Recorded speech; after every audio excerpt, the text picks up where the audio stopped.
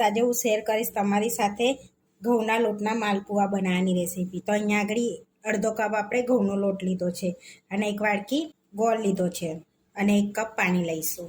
તો આપણે જે ભાખરી બનાવીએ છીએ ને એ ઘઉંનો લોટ લેવાનો છે। તો અહીંયા આગળ મેં એ ઝીણો ઘઉંનો લોટ લીધો છે। તો હવે પાણી લઈ લઈશું આપણે 1 કપ। હવે પાણીને આપણે થોડુંક પહેલાં ગરમ થવા દઈશું। હવે થોડુંક પાણી ગરમ થઈ ગયું છે તો ગેસને ધીરો રાખીને આપણે ગોળ એડ કરી દઈશું અંદર।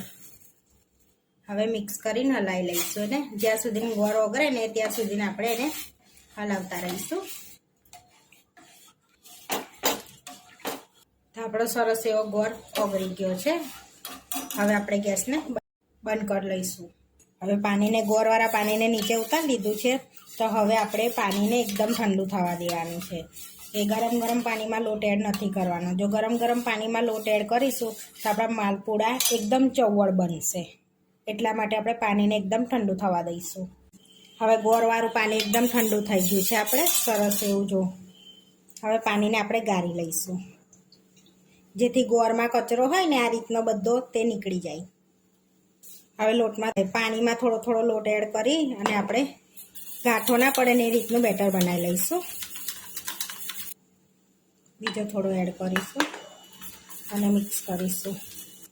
હવે બીજો થોડોક એડ કરી દઈશું બધો। હવે મિક્સ કરી લઈશું। હવે ગાંઠો ના પડે ને એ રીતનું આપણું બેટર તૈયાર થઈ ગયું છે। તો ચમચામાં જોઈએ તો આ રીતનું પડે એવું બેટર તૈયાર થઈ ગયું છે આપણે। હવે 1 કલાક માટે આપણે એને રેસ્ટ આપીશું। જેથી 1 કલાક રેસ્ટ આપીશું તો સરસ અને લોટ બી સરસ પલળી જશે। આપણો ઘઉંનો લોટ સરસ પલળી જશે। આપણે રેસ્ટ આપે કલાક થઈ ગયો છે તો જોઈ શકો છો સરસ એવું બેટર આપણું પલળી ગયું છે। હવે આપણે એની અંદર 1 ચમચી અચકચરી વાટેલી વરિયાળી એડ કરીશું। હવે એની અંદર ફ્લેવર માટે ઇલાયચી પાવડર એડ કરીશું અડધી ચમચી। હવે તમારે આની અંદર મરિયા એડ કરવા હોય તો એડ કરી શકો છો। મેં અહીંયા આગળ સ્કીપ કર્યા છે મરિયાને। તો વાટીને એડ કરી દેવાના 1 ચમચી જેવા। સરસ એવું આપણે મિક્સ કરી લઈશું અને આ રીતના ચમચામાંથી પડે ને એ રીતનું બેટર તૈયાર કરી લીધું છે। તો હવે માલપુડા બનાવવા માટે આગળ તેલ ગરમ કરવા મૂકી દીધું છે આપણે। તો હવે તેલ ગરમ થાય એટલે આપણે તળી લઈશું માલપુઆને। તો આપણે હવે તેલ ગરમ થઈ ગયું છે તો સહેજ આપણે ટીપું નાખીને ચેક કરી લઈશું। તો જો તળાઈને સરસ ઉપર આવી ગયું છે આપણે। તો તેલ સરસ ગરમ થઈ ગયું છે આપણું। હવે 1 ચમચા જેવું આપણે બેટર એડ કરીશું આ રીતનું અને ધીમા તાપે આપણે એને સરસ તળાવવા દઈશું। આ રીતે આપણો માલપુઓ ફૂલીને ઉપર આવ્યો છે। તો હવે આપણે પલટાઈ લઈશું એને।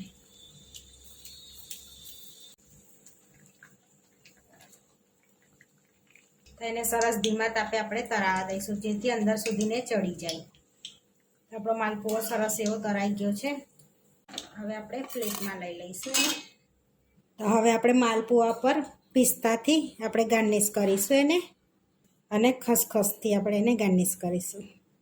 પિસ્તાની કતરનથી અને ખસખસથી આ રીતે અને આ રીતે આપણે બધા તૈયાર કરી લઈશું માલપુઆ। આપણે બધા માલપુઆ તળાઈને રેડી થઈ ગયા। સર્વ કરી લઈશું। અહીંયા પ્લેટમાં આપણે સર્વ કરીશું। અહીંયા પ્લેટમાં આપણે માલપુઆ લઈ લઈશું। આપણા ઘઉં ગોળના માલપુઆ બનીને રેડી થઈ ગયા છે। આવા વિડીયો જોવા માટે મારી ચેનલને સબસ્ક્રાઈબ કરો, લાઈક કરો અને શેર કરો અને તમે જરૂરથી ટ્રાય કરો। ફરી મળીશું નવા વિડીયોમાં।